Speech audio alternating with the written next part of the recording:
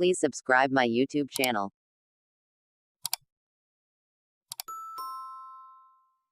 واخلې افسر افغان ما شاو چې کیسر یو ډیر خستا پکنیک سپاټ دی دلته زمونږ د ځایي خلکو د خوراک څښاک دپاره یو ډیر ښایسته داسې هټ غوندې هم را جوړ کړی دی څومره چې زمونږ کتونکي دي دلته سیل له هم راتلی شي د ټوریزم دپاره یا د سیلګرۍ دپاره دا ډیر ښایسته ځای دی پرامنه دی دا اوس د شپې ناوخته موږ ناسو نو ټپه شعر چاربیته په خلاص مټ باندې تاسو کولی شئ دلته هیڅ قسمه بدامني نشته دی څه قدغن څه پابندي نشته دی او زمونږ ناسته تر سبا ده چاته چې کور نارې وهي هغو دې ځي نه وختي نه دا لوبه را شروع ده ډېر ښایسته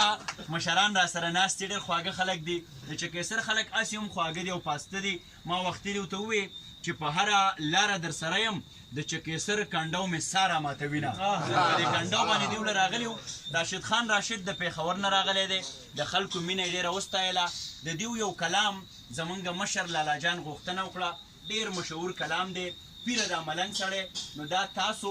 دا د چکیسر یخ ښایسته بادونه دا ماښامې او دا راشد خان دغه کلام ټولو مشرانو ته هم ډالې او کشرانو ته هم ډالې او داد ورکوئ بلکل بلکل پیرا دا ملنګ سړی کړه په دوا رنګ سړی زه په ژوند مین یمه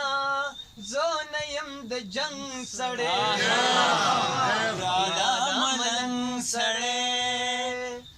ته چې ورته وګورې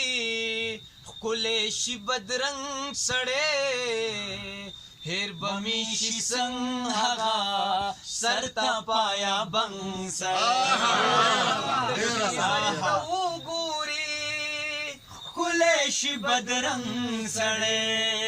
هیر بمی شي څنګ هغه سر ته پایا بنګ سړی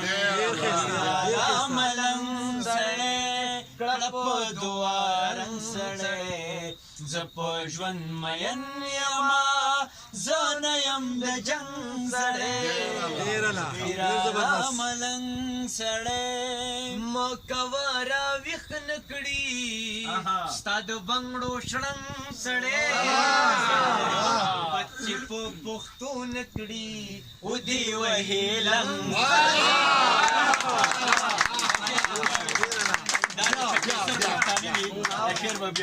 چکیسر پښتنو ته یې دغه شعر ډالی وي مه کوه راویښ نه کړي ستا د بنګړو شړنګ سړی بچې په پښتو نه کړي ودې وهې لنګ سړی دا ملنګ سړی کړه په دوا رنګ سړی زه په ژوند مین یمه زه نه یم د جنګ سړی پیرا ملنګ سړی یار د صبر حد وینو یار اخر شي تنګ سړی ستا راشد نغمه نغمه سورو د آهنګ یار د صبر حد وینو یار اخر شي تنګ سړی ستا راشد نغمه نغمه سورو د آهنګ سړی پیرا ملنګ سړی